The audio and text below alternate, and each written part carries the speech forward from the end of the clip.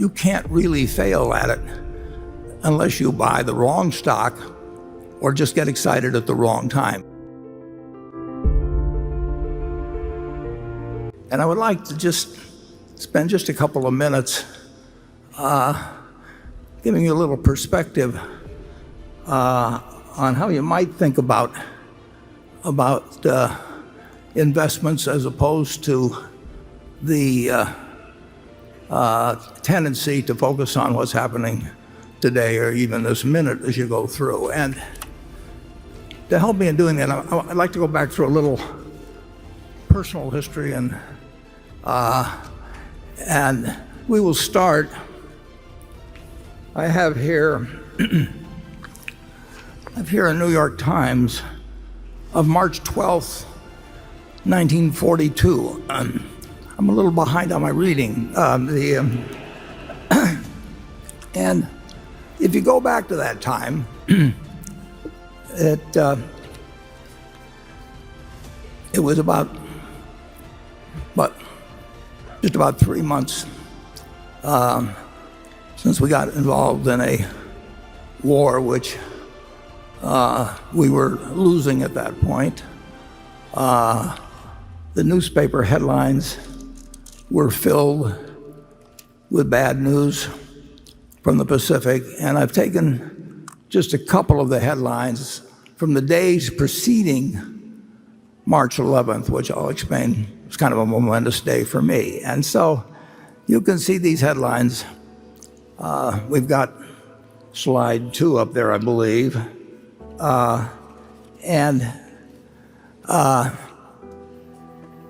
We were in trouble, big trouble, in the Pacific. It was only going to be a couple months later that the Philippines fell, but here we were getting bad news. We might go to slide 3 for March 9th.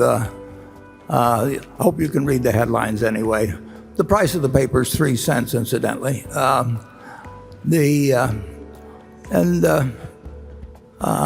see, we've got March 10th up there, a slide. When I get to this advanced technology of slides, I want to make sure I'm showing you the same thing that I'm seeing in front of me.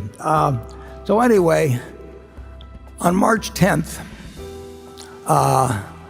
when again, the news was bad. Full clearing path to Australia. And it was like, the stock market had been reflecting this. And I'd been watching a stock called City Service Preferred Stock, which had sold at $84 the previous year.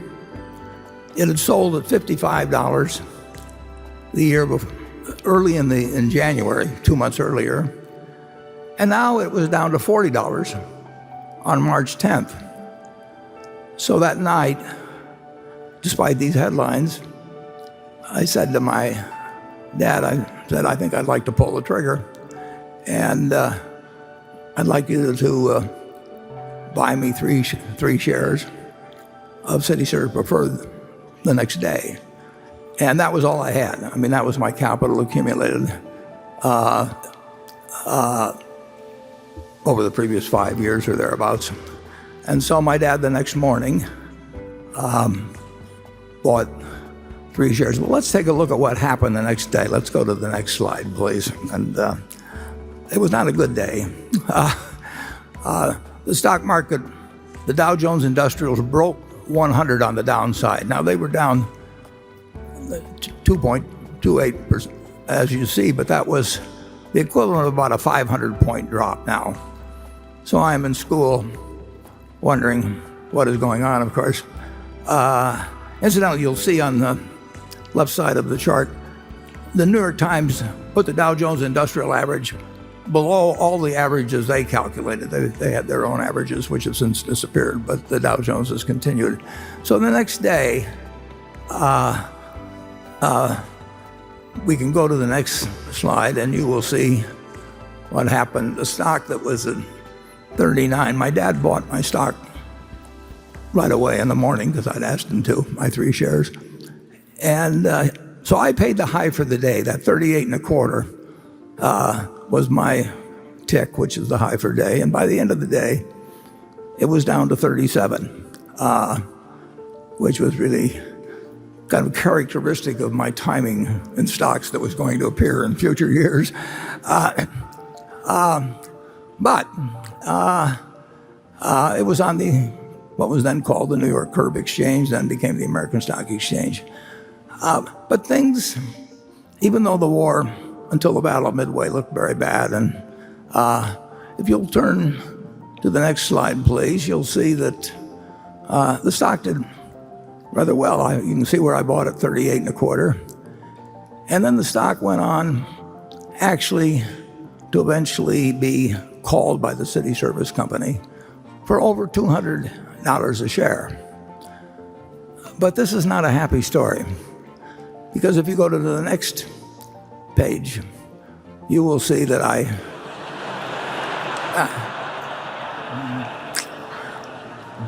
well, as they always say, it seemed like a good idea at the time. So I sold. I made $5 on it. It was again typical of behavior. But when you watch it go down to 27, it looked pretty good to get that profit. Well, what's the point of all this? Well, we can leave behind the city service story, and I would like you to again imagine yourself back on March 11th of 1942.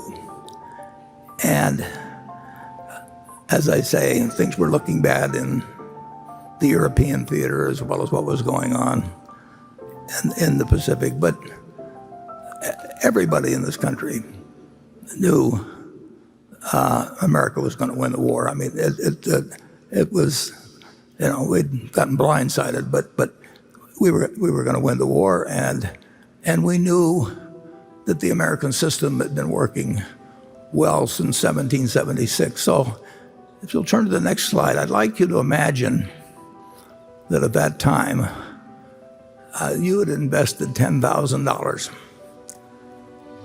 and you put that money in an index fund. We didn't have index funds then, but you in effect bought the S&P 500. Now I would like you to think a while, and do not change the slide here for a minute. I'd like you to think about how much that $10,000 would now be worth if you just had one basic premise, just like in buying a farm, you buy it to hold throughout your lifetime and you look to the output of the farm to determine whether you made a wise investment. You look to the output of the apartment house to decide whether you made a wise investment if you buy an small apartment house to hold for your life. And let's say instead you decided to put the $10,000 in and hold a piece of American business and never look at another stock quote, never listen to another person give you advice or anything on the sort. I want you to think how much money you might have now. And now that you've got a number in your head, let's go to the next slide and we'll get the answer. You'd have $51 million, and you wouldn't have had to do anything. You wouldn't have to understand accounting. You wouldn't have to look at your quotations every day like I did that first day. I'd already lost $3.75 by the time I came home from school. All you had to do was figure that America was going to do well over time, that we would overcome the current difficulties, and that if America did well, American business would do well. You didn't have to pick out winning stocks. You didn't have to pick out a winning time or anything of the sort. You basically just had to make one investment decision in your life. And that wasn't the only time to do it. I mean, I could go back and pick other times that would work out to even greater gains. But as you listen to the questions and answers we give today, just remember that the overriding question is, how is American business going to do over your investing lifetime? I would like to make one other comment because it's a little bit interesting. Let's say you'd taken that $10,000 and you'd listen to the prophets of doom and gloom around you, and you'll get that constantly throughout your life. and instead you used the $10,000 to buy gold. Now, for your $10,000, you would have been able to buy about 300 ounces of gold. And while the businesses were reinvesting in more plants and new inventions came along, you would go down every year and look in your safe deposit box, and you'd have your 300 ounces of gold, and you could look at it, and you could fondle it, and you could, whatever you wanted to do with it. But it didn't produce anything. It was never going to produce anything. And what would you have today? You would have 300 ounces of gold, just like you had in March of 1942, and it would be worth approximately $400,000. So if you decided to go with a non-productive asset, gold, instead of a productive asset, which actually was earning more money and reinvesting and paying dividends and maybe purchasing stock, whatever it might be, you would now have over 100 times the value of what you would have had with a non-productive asset. In other words, for every dollar you have made in American business, you'd have less than a penny of gain by buying in the store of value, which people tell you to run to every time you get scared by the headlines or something of the sort. It's just remarkable to me that we have operated in this country with the greatest tailwind at our back that you can imagine. It's an investor's haven. You can't really fail at it unless you buy the wrong stock or just get excited at the wrong time. But if you own a cross-section of America and you put your money in consistently over the years,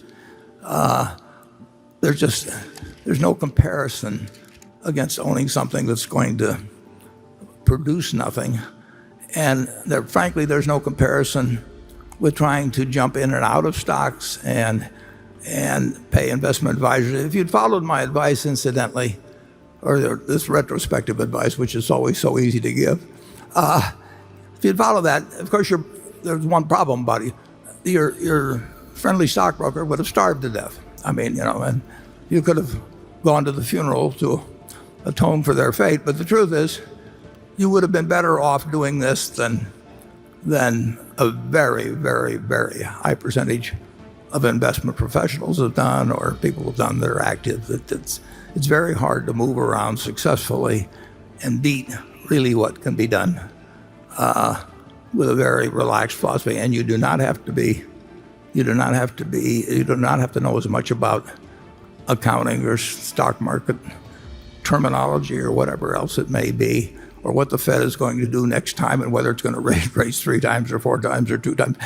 None of that counts at all, really, in a lifetime of investing. What counts is having a philosophy that you stick with, that you understand why you're in it, and then you forget about doing things that you don't know how to do.